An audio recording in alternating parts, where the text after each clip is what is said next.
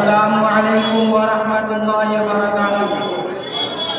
الحمد للہ وحدہ والصلاة والسلام علی من لا نبی بعدہ۔ قال اللہ تعالی اعوذ باللہ من الشیطان الرجیم بسم اللہ الرحمن الرحیم واعتصموا بحبل اللہ جميعا ولا تفرقوا واذكروا نعمة الله عليكم إذ كنتم أعداء فألف بين قلوبكم فأصبحتم بنعمته إخوانا۔ صدق اللہ العظیم۔ ایک ہوں مسلم حرم کی پاسبانی کے لیے، ایک ہوں مسلم حرم کی پاسبانی کے لیے، نیل کے ساحل سے لے کر رابطے کا اثر۔ آج کی اس مجلس میں اپنے دل کی دھڑکن، اپنے ضمیر کی آواز اور اپنے قلب کے داعیوں کو پیش کرنے کی کوشش کروں گا۔ مجھے امید ہے کہ آپ حضرات سنجیدگی و متانت کے ساتھ سمجھنے اور اس پر عمل کرنے کی نیت سے میری گزارشات پر غور فرمائیں گے۔ دعا بھی کیجیے اللہ تعالیٰ مجھے صحیح جانے اور ہم سب کو اس پر عمل کرنے کی توفیق عطا فرمائے۔ انداز بیان سے بہت شوق نہیں ہے، شاید کہ تیرے دل میں اتر جائے میری بات۔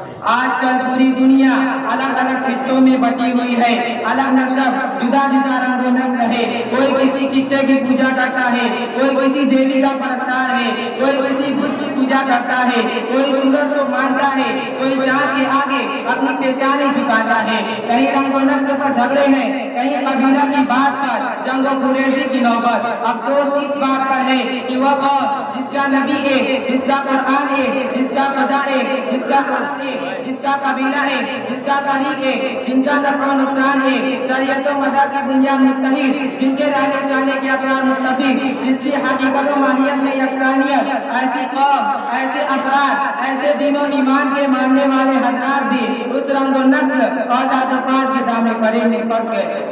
ان میں بھی رنگ و خون کے نام پر جھگڑوں کی نوبت آنے لگی، ان کا بھی آپس میں اتحاد پارا پارا ہو گیا۔ یہ بھی جاہلیت کے اس دور میں پہنچ گئے جہاں سے انہیں نکالا گیا تھا۔ نفسانیت نے انہیں بھی اس امین کار میں دھکیل دیا جہاں سے 1400 برس پیشتر نبی صلی اللہ علیہ وسلم نے نکال کر ایک اخوت و مساوات کا درس دیا تھا۔ آج بھی وہی نقشہ ہے۔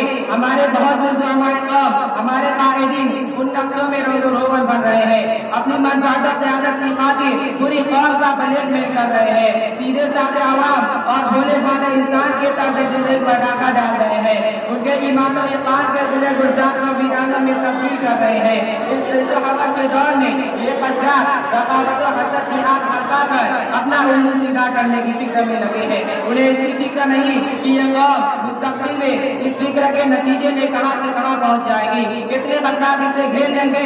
یہ اس کی رقابت، تفرقہ بازی اس کے لیے خطرہ کی گھنٹی ہے۔ چاہے قوم کا اتحاد پارا پارا ہوا، ملت کے افراد اس راب رقابت کا شکار ہو گئے، تو یاد رکھیے وہ دن دور نہیں، ہماری دل سے حساب بھی ختم ہو جائے گی۔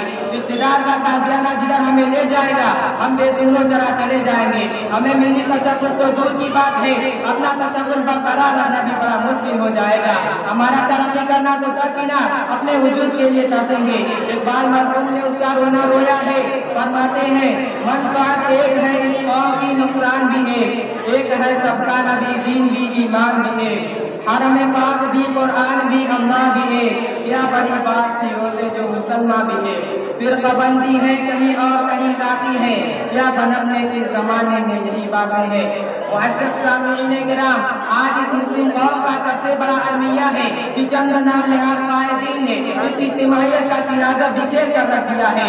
یہ امت تصویر کے دانوں کی طرف بکھری پڑی ہے، اپنی دکان چمکانے کی خاطر شیخ سید مرزا افغان ایرانی تورانی افغانی ہندوستانی کی ایسی خلیج پیدا کرتی ہے جس کا کاٹنا بڑا مشکل ہوتا ہے۔ قومیت کا بھوت دل و دماغ پر اس قدر چھا گیا کہ دوسرے قبیلے کی بات پر سننا کوئی گوارا نہیں کرتا۔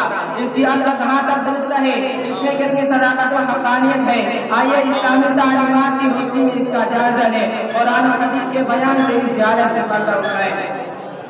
سیدنا نوح علیہ السلام نے اپنی قوم کو 950 برس دعوت دی، تبلیغ کرتے رہے، حیرت کا مقام ہے 950 برس آپ پر دانوں کسی کے گرد پھینکے گئے، بستیاں کسی گئی، مذاق اڑایا گیا، لیکن آپ یہ فرشتہ इस्लाम देते रहे। आपकी कौम से कुछ सरबराह हज़रत आपके पास आए, कहने लगे ऐ नूह, जो आपके मानने वाले हज़रत हैं वो नीचे दर्जे के लोग हैं, अदर और कमीने हैं, उन्हें अपनी मस्जिद से हटा दीजिए, उन्हें निकाल दीजिए, हम आपकी बात मान लेंगे। इसके जवाब में अल्लाह ताला ने वही भेजी, फरमाया ऐ नूह, जो ईमान ले आया वो उनसे बेहतर है, आप उनके कहने की वजह से अहकाम न कर डालिए। नूह अलैहिस्सलाम ने जवाब दिया, मा अना बितारिदिल मुमिनीन। सैयदना नूह अलैहिस्सलाम का बेटा कुफार के साथ था, आपने उससे कहा हमारे साथ आ जाइए, खुदा ताला से दुआ फरमाई कि मेरा बेटा कुफार के साथ है। वही रब्बानी आती है, क़ाल या नूह इन्नहु लैसा मिन अहलिक इन्नहु अमलुन गैरु सालिह। ऐ नूह, वो तुम्हारा बेटा नहीं क्योंकि उसके अमाल अच्छे नहीं। बड़ाई और शराफत का दारोमदार अब ताला ने अमाल सालिह और तक़वा बनाया है। आज हमारे सामने बहुत मसाइल हैं और तरह तरह के फितने उठ रहे हैं और मुसलमानों को उन्होंने अपनी लपेट में ले रखा है। इस मसाले को हमको दरमियान करना होते, बल्कि हम भी हमको नस्ल, जात पात और कबीला के भेदभाव को छोड़कर एक जिल्ला में ताबेदार हो जाए। और जब हमसे भी कोई मालूम करे तुम्हारा नस्ल क्या है, तो हम सहाबा की तरह जमा होकर ये कहें इस्लाम दीन इस्लाम दीन इस्लाम। इसी तरह 70 मतलब बातें चले जाए। मेरा हज़रत फारूक आज़म बिलाल हबशी को जो बिलाल थे आका कर पुकारा करते थे, इस तरह हम तरक्की कर सकते हैं, आगे बढ़ सकते हैं, कुछ मकाम मिल सकता है। वरना अल्लाह ताला हमारी जगह किसी और कौम को अपने दीन की हिफाजत के लिए खड़ा कर देंगे। खुदा ताला से दुआ है कि वो हमारे सलीम और हमें सही अता फरमाए। सबक सिर पर सदाकत का, अदालत का, शुजाअत का दिया जाएगा तो जिसे काम दुनिया के इमामत का। वाक़िअ दावाना अल्हम्दुलिल्लाह।